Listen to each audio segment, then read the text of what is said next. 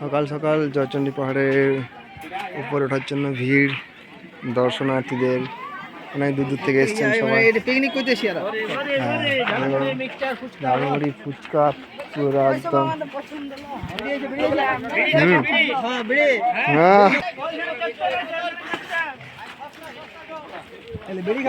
সব সকাল সকাল পুরো ভিড় জয়চণ্ডী পাহাড়ে।